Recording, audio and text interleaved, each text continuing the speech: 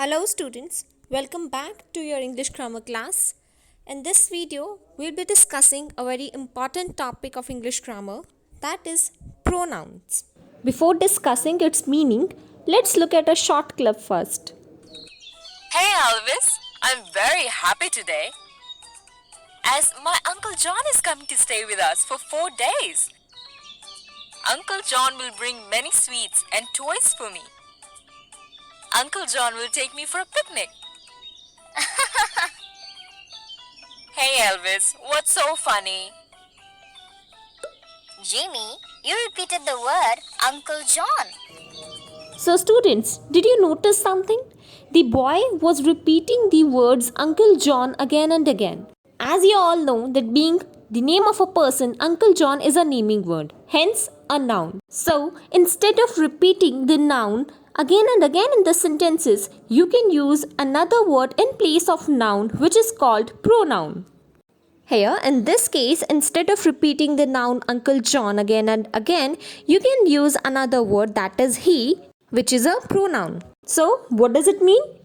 It means that pronouns are the words that take the place of nouns in a sentence. As these words replace nouns in a sentence, so that's why these are also called replacing words. To continue with the same example, the sentence was Uncle John is coming to stay with us for 4 days. He will bring many sweets and toys for me. He will take me for a picnic. So, as you can see, that instead of writing the noun Uncle John again and again in the second and third sentence, I have written he. That means instead of writing that Uncle John will bring many sweets, Uncle John will take me for a picnic, I have used the word he, that he will bring many sweets, he will take me for a picnic. So basically the word he is replacing the noun Uncle John in these sentences. So that's why the word he is a pronoun. As per your syllabus, we'll be discussing two types of pronouns, that is subject pronouns and object pronouns. So let's look at them one by one. Subject pronoun. A subject pronoun does the action in a sentence. It is the doer of the action. For example, she works on computer. Now over here in this sentence, works is what? It is the action word, the verb. And who is doing the action? Who is working on computer? She. So that means the word she, which is actually doing the action, is the subject pronoun. The words I, he, she, it, we, you, and they are subject pronouns. Now let's learn how to use them.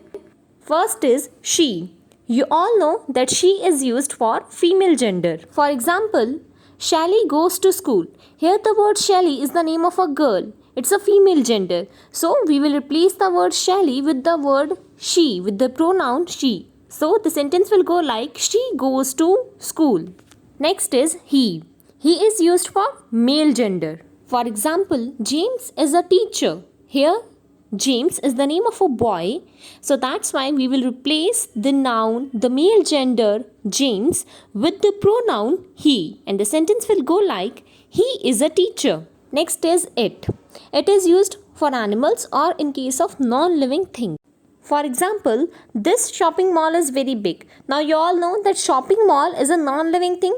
So we will simply replace the words this shopping mall with the word it, and the sentence will go like it is very big. Also remember that it is used in case of singular nouns only. Next is we. We is used in case of plural nouns. Now where to use we? I'm supposed to use we when I'll be talking about more than one person including myself. Okay? I repeat, I'll use we when I'll be talking about more than one person including myself. For example, Shelly, Dave, Jenny and I are playing tomorrow. Now you can see that I'm talking about more than one person and including myself. I have written Shelly, Dave, Jenny and I are playing tomorrow. So if I want to use a pronoun over here, then I'll write we are playing tomorrow. Why? Because I am talking about more than one person, that is plurals, and including myself. Next is they.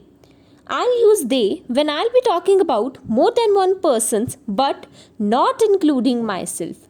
This is what the basic difference between we and they. For example, Sue and her mother are going. Now here I'm talking about more than one person. That is Sue and her mother. I'm talking about plurals, but I am not talking about myself over here. I'm not saying that I'm also going. So that's why in the place of Sue and her mother, I will write they are going.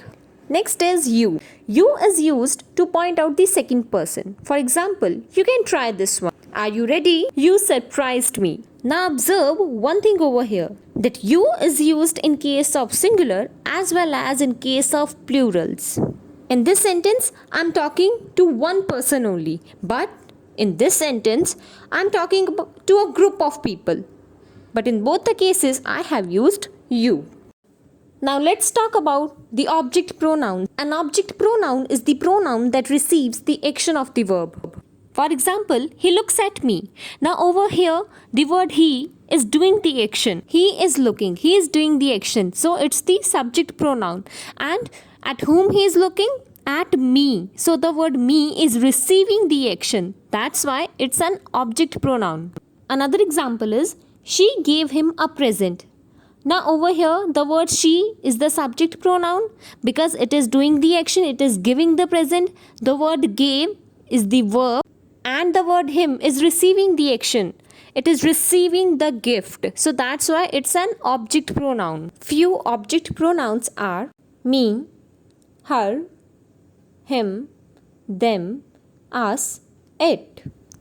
Now go through from the start as well, showing different subject and object pronouns. I hope the topic is clear to all of you.